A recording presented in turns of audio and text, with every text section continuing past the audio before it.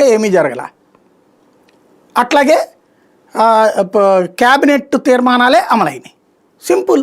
ఇక్కడ మరి క్యాబినెట్ తీర్మానాలు అమలయ్యే క్యాబినెట్ నిర్ణయం తీసుకున్నాక దాని ప్రకారం ఎవరికో బెనిఫిట్ వస్తే ఆ బెనిఫిట్ వచ్చినటువంటి వాడు అందులో పెట్టుబడి పెట్టాడని చెప్పేసి అది లంచం అని చెప్తే ఆ కంపెనీ నేను లంచం ఇవ్వలేదురా మర్రో నేను కంప్లైంట్ చేయలేదంటే ఆ కంపెనీ వాడిని కూడా కేసులో పెట్టారు. అప్పుడు అదొక విచిత్రమైనటువంటి క్విడ్ ప్రోకో నడుస్తుంది. అందుకనే ఇప్పుడు ఆ కేసుల్లో ఏం చేయాలో అర్థం కాక సాగుతున్నాయి.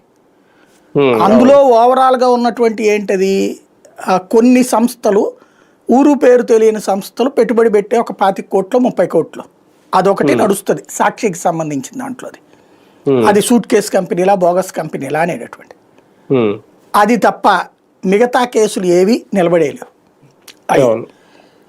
అది ఎన్ని చెప్పారు అప్పుడు 1,00,000 కోట్లు 45,000 కోట్ల రూపాయలు అతను నేను ఆదాయం సంపాదిస్తానేమో ఏడాది అని చెప్పి అడ్వాన్స్ ట్యాక్స్ కట్టాడట.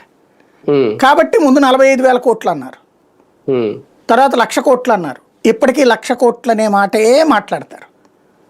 ఫైనల్గా ఆయన చెప్పింది ఎంత, అది 1,200-1,300 కోట్ల రూపాయలే మారినది. కానీ ఎంత రచ్చ ఇన్నేళ్లు నడిచింది. ఎప్పటిది 2010 నుంచి 25. ఇప్పటికి కూడా జగన్ నేర చేరుతుడని మాట్లాడడానికి వాడే పదం ఏంటి, అదే కదా. నిన్న కూడా అన్నారు ఆయన డోలా బాల వీరాంజనేయ స్వామి ఆర్థిక నేరాలు మా మీద లేవు జగన్ మీద ఉన్నట్టు అని. అది కరెక్ట్.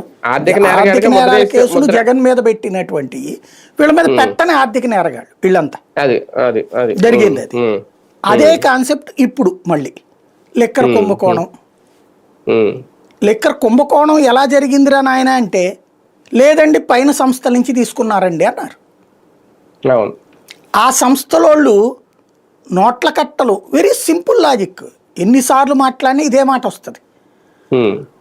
ఆడు రాజకేశ్వర రెడ్డి ఎందుకు ఇవ్వాలా, విజయసాయి రెడ్డికి ఎందుకు ఇవ్వాలా, మిథున్ రెడ్డికి ఎందుకు ఇవ్వాలా, సజ్జల భార్గవ రెడ్డికి ఎందుకు ఇవ్వాలా, చెవిరెడ్డికి ఎందుకు ఇవ్వాలా, అనిల్ రెడ్డికి ఎందుకు ఇవ్వాలా, వీళ్ళందరూ ఎంతమందిని ఎందుకు పెట్టు